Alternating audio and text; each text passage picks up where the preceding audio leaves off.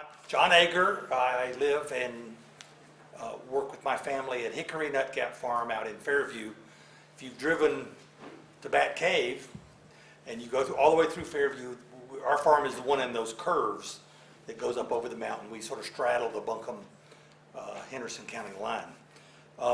One of the, as I was sort of sitting here, I was realizing that our attitude in West North Carolina towards land in general has really changed. I was the chairman of something called the Fairview Community Town Council in the 1980s when we had a meeting to discuss land use planning in Fairview, and the sheriff's department had to come and escort me out. I was, they didn't want to hear me talk about anything to do with land use planning. We've come a long way since then.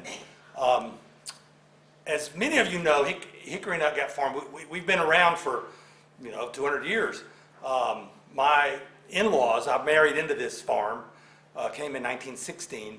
The Reverend James McClure came and started something called the Farmers Federation here in 1920, which was a key transitional institution that took farm families from Appalachian farm families sort of into the modern world in farming. It was a wonderful organization. I had some time back in the 80s too, and I wrote a biography of Mr. McClure called We Plow God's Fields, about the Farmers Federation, about him and the family. It was kind of my chance to look through all the papers behind the sofas at what we call the big house and learn about the family I married into. And I'm sort of the expert of the family I married into now, so I can tell everyone else why things are the way they are. We also have Hickory Nut Gap Farm is my son Jamie and his wife Amy have created the modern version of it. It's a natural meats business, grass-fed beef, pastured pork, sheep. It's a sort of grass-based agriculture, and it's the key to it is direct sale. They have succeeded because the people in Asheville have purchased their meat, and they've taken on the buy local idea, and it's just been wonderful to see, because we couldn't hang on to our farm if there weren't customers for what we grow. My niece Annie Louise Perkinson runs Flying Cloud Farm. We're all sort of together there, and that's a community-supported agriculture farm. It's also been very successful. And when you come down the straight stretch, you'll see all their produce in the beautiful bottom next to the road there. Anybody who's been out there. I am also a member. I am the chairman of the Farmland Advisory Board, which is a county board, and we were the first agricultural board in the state, county board, to create the ordinances to do conservation easements in Buncombe County. And that has turned out to be just a hugely successful program. We now have a second board, the Land Conservation Advisory Board. We sort of mapped out the county and looked at the places in the county that ought to be preserved. And the big thing that happened was that our commissioners, about 3 years ago, decided to put about $2 million a year into doing conservation easements. They sort of challenged us.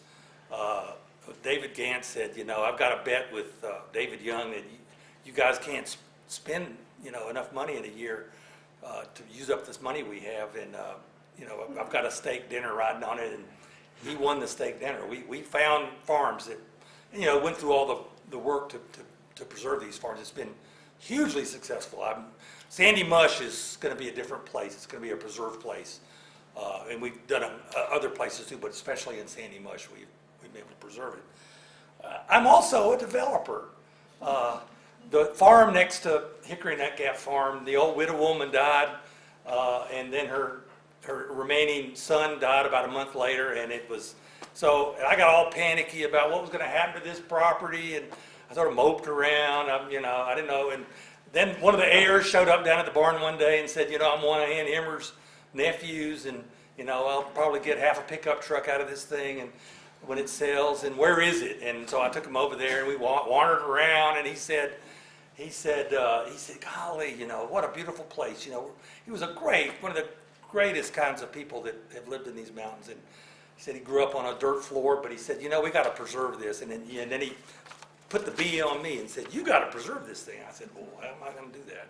I thought of two friends, and well, so we went out in the field and bid on the property and got it. And then we had to bid 5 more times because of the upset process. And we got this property, a 200-acre property, and we created Drovers Road Preserve, which is really, I think, still the only conservation easement development in Buncombe County. We have wonderful people living there. I thank them every day. We did a 110-acre easement. My sort of overall goal is to save those beautiful mountains there at Hickory Nut Gap. So I'm also a developer. And then the one last experience I had with preserving land was Mr. McClure, back in the 20s, bought with a lot of friends from Asheville property on the Tuckasegee River in Jackson County. And he was going to have a rod and gun club. The idea was people to come down on the train from New York and get out in Asheville and go up and hunt and fish up there. And we have all the brochures.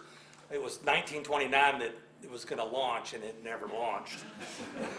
So we did a conservation easement. They consider the Tuckasegee River the cleanest water in North Carolina.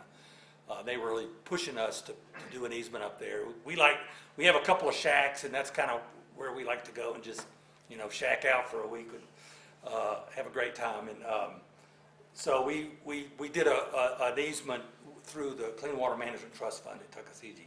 So that's sort of my experience in my life with the land in Western North Carolina. Thank you.